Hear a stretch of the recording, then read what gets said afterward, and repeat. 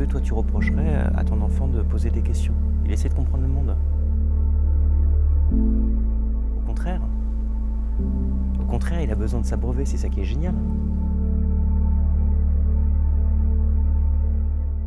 Mon enfant, je l'aime, je vais avec la douceur, et alors que dans le monde Bah, professionnel, là, c'est pas Dans le forcément monde professionnel, qu'on se dit oui, il faut trouver sa place, il faut prouver sa valeur, il faut se défendre. Putain, on en a marre au bout d'un moment. ouais, on en a marre ces discours combatifs idiots. Ouais. Mais ça fait très le loup de Wall Street. Hein. C'est fini ça, cette époque.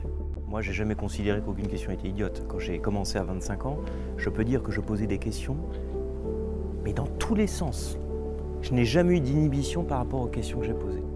Et nous, dans le groupe, on a à peu près 8 à 10% de nos collaborateurs qui sont des apprentis. On n'a pas peur de l'apprentissage, au contraire.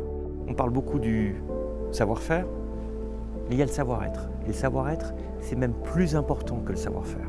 Le savoir-être, c'est respecter l'autre. C'est l'humilité, c'est l'engagement, c'est la conscience de l'autre. C'est l'anticipation aussi pour l'autre. C'est ce qu'on appelle juste la solidarité. Quand tu as quelqu'un qui est à terre, tu lui tends la main et tu l'aides à se relever. Ça, c'est la solidarité. Quand tu travailles en équipe, que ce soit dans l'entreprise, dans le sport ou ailleurs, tu tends la main à l'autre. Parce que tout seul, tu n'es pas capable de t'en sortir. C'est les efforts combinés qui permettent.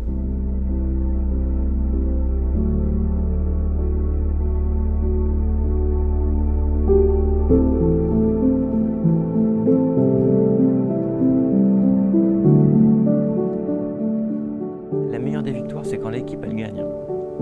Ensemble. C'est juste un équilibre. On n'a pas droit à quelque chose. On a des devoirs.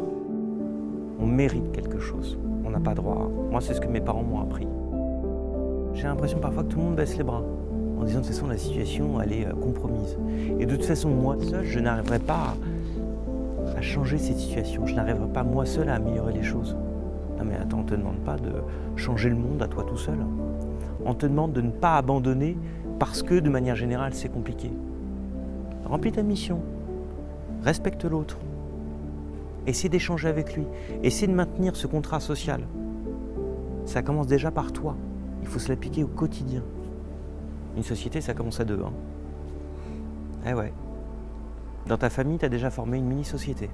Avec ses propres règles, avec les parents, avec l'enfant, avec un cadre que tu as posé, avec des règles de respect, avec des échanges qui sont normés.